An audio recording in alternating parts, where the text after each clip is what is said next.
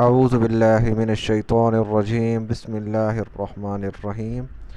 سورۃ البقرہ آیت نمبر 188۔ یہ 187 بہت بڑی آیت تھی جس کو مکمل کرنے میں 4 دن لگ گئے، تو اس کے بعد ہم انشاءاللہ آیت نمبر 188 پڑھیں گے۔ یہ اس کا تعلق پچھلی آیت سے ہی ہے،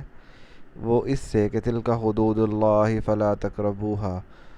کذالک یبین اللہ آیاتہ للناس لعلہم یتقون، کہ یہ اللہ کی حدود ہیں، ان کے نزدیک بھی مت جانا۔ ایسے ہی اللہ تعالیٰ اپنی نشانیاں واضح کرتا ہے لوگوں کے لیے تاکہ وہ تقوی اختیار کریں۔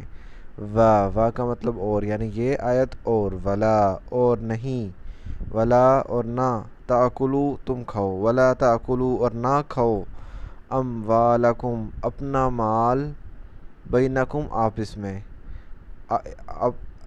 بینکم آپس میں سے مراد ہے ایک دوسرے کا، یعنی ولا تاکلوا اموالکم بینکم، اور ایک دوسرے کا مال نہ کھاؤ، بالباطلی غلط طریقے سے، وتدلو اور لٹکاؤ۔ اصل میں وتدلو جو ہے نا، اس کے ساتھ لا تھا، وہ جو لا چل رہا ہے نا، وہ جیسے کہتے ہیں نا تم نے نہ چاول کھانے ہیں اور روٹی بھی، یعنی اس سے مراد ہوتا ہے نہ تم نے چاول کھانے اور نہ روٹی کھانی ہے، یعنی نہ دونوں کے ساتھ ہوتا ہے۔ ایسے یہ جو ہے نا ولا تاکلوا اموالکم بینکم بالباطل ولا تدلوا بها، یعنی اس طرح تھی، تو تم نہ کھاؤ اپنا مال آپس میں ایک دوسرے کا غلط طریقے سے، وتدلوا اور لٹکاؤ، یعنی ولا تدلوا اور نہ لٹکاؤ، بہا اسے،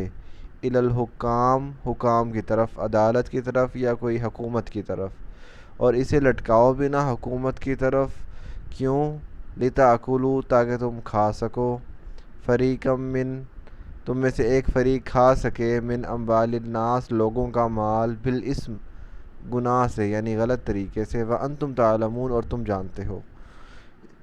اور تم ایک دوسرے کا مال آپس میں غلط طریقے سے نہ کھاؤ اور نہ ہی اسے حکومت کی طرف لٹکاؤ تاکہ تم میں سے ایک فریق لوگوں کا مال گناہ سے کھا سکے اور تم جانتے ہو۔ اس میں 2 پہلو واضح کیے گئے ہیں۔ نمبر 1 پہلو تو یہ ہے کہ آج کل جس طرح عدالت میں کیس جاتا ہے، کوئی بھی بیچارہ غریب ہو، اس کا کسی نے امیر نے کوئی نقصان کر دیا ہو، تو جب وہ عدالت میں کیس لے کے جائے تو اس کے کیس کو لٹکا کے رکھنا، یعنی دیر پہ دیر کروانا، اور چونکہ غریب کے لیے دلائل اور ثبوت فراہم کرنا کافی مشکل کام ہوتا ہے، تو یعنی ثبوت اور دلائل کو رشوت دے کے، پیسے دے کے چپ کروا دینا، یا اس طرح کرنا کہ معاملہ لٹکے رہے تاکہ میں اس کا مال یا جو بھی اس کا نقصان ہے وہ کرتا رہوں۔ جیسے زمین پہ لوگ ناجائز قبضہ کر لیتے ہیں غریبوں کی، اور جب وہ کیس عدالت میں لے کے جاتے ہیں تو عدالت میں سالوں سال وہ سن نہیں سکتے، کیوں؟ کیونکہ امیر نے جناب لوگوں کو خریدا ہوتا ہے اس طرح۔ تو پہلا تو یہ ہے، وَلَا تَأْكُلُوا أَمْوَالَكُمْ۔ اس کے بارے میں ایک حدیث میں آتا ہے کہ تم میں سے 2 بندے جب میرے سامنے کیس لے کے آئیں تو یعنی مفہوم ہے حدیث کا، کہ تم میں سے جب 2 بندے میرے سامنے کوئی کیس لے کے آئیں تو ہو سکتا ہے کسی ایک کی چرف زبانی کی وجہ سے، یعنی کوئی ایک زبان کا تیز ہو، اس کی وجہ سے میں اس کے حق میں فیصلہ کر دوں، لیکن ایک بات یاد رکھو کہ اس طرح جو بھی ایک دوسرے کا مال کھائے گا نا، تو یوں سمجھ لو کہ اس نے اپنے پیٹ میں آگ ڈالی ہے۔ یعنی یہ نہیں ہے کہ اگر جج نے فیصلہ کر دیا ہے، ظاہر دلائل کی بیس پہ فیصلہ ہوتا ہے، اب دلائل چھپائے بھی جا سکتے ہیں، دلائل ظاہر بھی کیے جا سکتے ہیں، تو اگر دلائل کی بیس پہ فیصلہ ہوا ہے تو وہ جج کی ذمہ داری نہیں ہے، بلکہ گناہ اس کے سر نہیں ہوگا اگر تم نے کسی کا مال غلط طریقے سے کھا لیا، بلکہ یہ تمہارے ذمہ ہی ہوگا، اس نے تو اس کے دلائل دیکھ کے فیصلہ کیا نا۔ تو پہلا یہ ہے کہ مال مطلب کوئی بھی معاملہ لٹکاؤ نا تاکہ تم کوئی فائدہ اٹھا سکو، ناجائز فائدہ، نمبر 1۔ نمبر 2، اس آیت میں رشوت کا بیان کیا گیا ہے کہ رشوت دے کے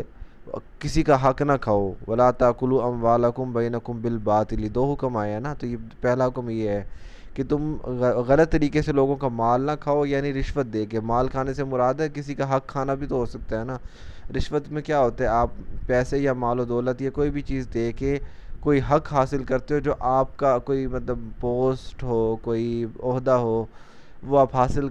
کرتے ہو جو آپ کا حق نہیں تھا، وہ کسی اور کا حق تھا، لیکن آپ نے پیسے دے کے وہ حق حاصل کر لیا۔ اس کے معاشرے میں بڑے نقصان ہیں۔ پہلا نقصان تو یہ ہے کہ آپ نے کسی حقدار کا حق کھا لیا، نمبر 1۔ نمبر 2، اس معاشرے میں رشوت کی بنیاد ڈلتی ہے۔ آپ کو پتہ ہے کوئی بھی گناہ جو ہے وہ ایسے نہیں شروع ہوا بلکہ کسی نے شروع کیا ہے۔ پہلا قتل قابیل نے کیا حابیل کا، تو ہر گناہ جب بھی قتل ہوگا تو اس کا حصہ اسے ضرور ملے گا۔ اس طرح زنا، چوری یا کوئی بھی گناہ کا کام ہے وہ کسی ایک بندے نے تو شروع کیا ہے نا، ایسے تو نہیں شروع ہوا۔ اس طرح جو بھی رشوت والا کام شروع کرتا ہے، جب تک رشوت دی جائے گی اس کا گناہ اسے ملے گا۔ دوسرا، رشوت کے عادی ہو جاتے ہیں، اور اتنے عادی ہوتے ہیں کہ جو پہلے بڑے بڑے کاموں کے لیے رشوت لی جاتی تھی، اب کوئی بھی چھوٹے سے چھوٹا کام کرنے کے لیے بھی رشوت کی ضرورت پڑتی ہے۔ آپ کو تو شاید نہ ہوتا ہو، لیکن مجھے جب بھی کسی گورنمنٹ ادارے میں جاؤ، کوفت سی ضرور ہوتی ہے کہ پتہ نہیں یہاں پہ اب پیسے دینے پڑیں گے یا کیا کرنا پڑے گا۔ ادارے اچھے برے ہوتے ہیں، لیکن ایک کوفت سی ہونا شروع ہو جاتی ہے سرکاری ادارے میں جاتے ہی۔ تو یہ جو عادت گھٹی میں پڑ جانا کہ چھوٹے سے چھوٹا کام بھی بغیر سفارش کے، بغیر رشوت کے نہ ہو۔ اور تیسرا، پھر عوام بھی یہ نہیں سوچتی کہ رشوت کے بغیر بھی کوئی کام ہوتا ہے، یعنی عادی بن جاتی ہے رشوت دینے کی، اور اس طرح پورا کا پورا معاشرہ بگاڑ کی طرف چل پڑتا ہے۔ یعنی پورے معاشرے کی حکومت کا قیام، مطلب اس کا ذریعہ یہی ہوتا ہے کہ حکومت جو ہے وہ ایماندار ہو، راست باز، سچی ہو،